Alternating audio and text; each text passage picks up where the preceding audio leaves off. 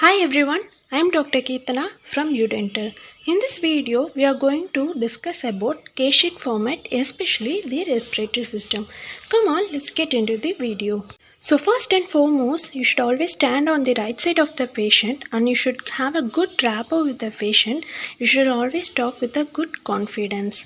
So talk to the patient gently with clear words and always remember you should not hurt the patient in your speak or touch. First, you should note down the number, that is ID number of the patient, and you should write down the name. So what this name signifies?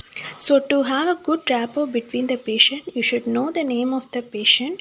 So we are asking the name. Next, we will be asking age and sex because certain diseases are seen in certain age and also in certain sex.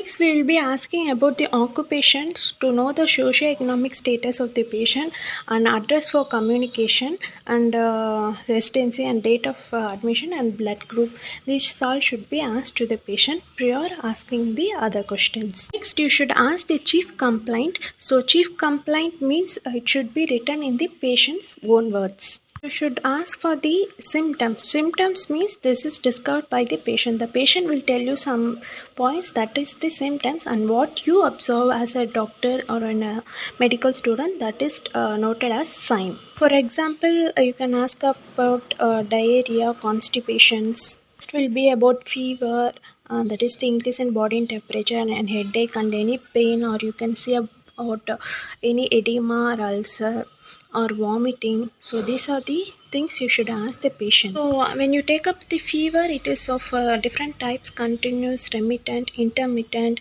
or quotidian, tertian, quartan, or Bell-Epstein fevers.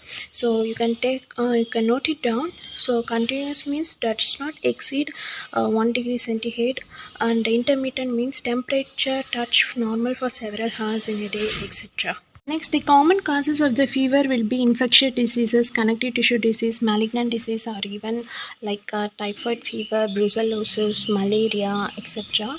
So, for each diseases, the temperature will differ. Next, coming to the history of presenting illness, you should always write it as a paragraph and avoid medical terms.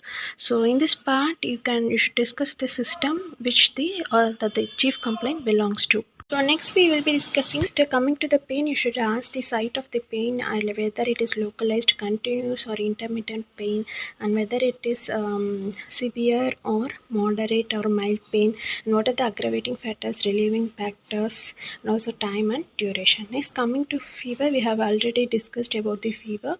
So sudden or gradual, grade, pattern, aggravating and relieving factors, and if it is whether associated with chills or not.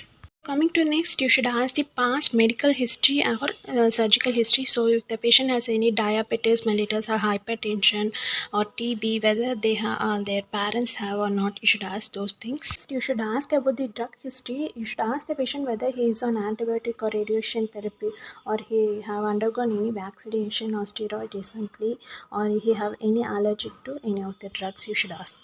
Then you should ask to the woman patient, that is women, you should ask about the menstrual history, age of the menarche or menopause, the amount of blood lost, and if she had undergone any abortion or whether it is a normal or vaginal delivery. You should ask the patient accordingly. I said earlier, you should ask about the family history, whether the parents of the patient have any diseases like diabetes or hypertension like that, and how many brothers or sisters, and if they have anything related to this disease like the patient has, you should ask. Next, you should ask the personal history, whether he's a smoker, alcoholic, or any habit he has, what is the education, and he has any domestic animal, etc. So you should ask these things. Once you have collected all these details, you should sum it up like name, age, sex, so and so, from this area, from this age, like that. You have sum it up, and you should briefly explain the presenting illness and what's your diagnosis, and you should present it to the examiner. To see about the respiratory system detailedly, first you should ask about the cough. So what is the frequency and severity, whether it has any special time like only in day or only in night, then aggravating factors and the relieving factors, and whether if the patient has sputum, how it is dry or productive cough, these things you should ask the patient. So let's see, the common cause of cough will be sinuses or infection in the sinuses, like infection in the larynx, trachea, in the upper respiratory tract, or some tumors or foreign body like dust or pollen grains. Next, you should ask the patient whether he has taken any drugs like ACE inhibitors, which also produces cough, and also the tumors or asthma, whether he has chronic bronchitis.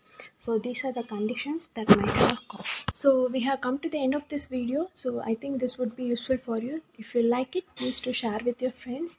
And if you have any doubts regarding it, can give a comment in the comment section. And don't forget to follow me in Instagram at Dr. Keetu and YouTube channel UDental. Stay home, stay safe. Bye.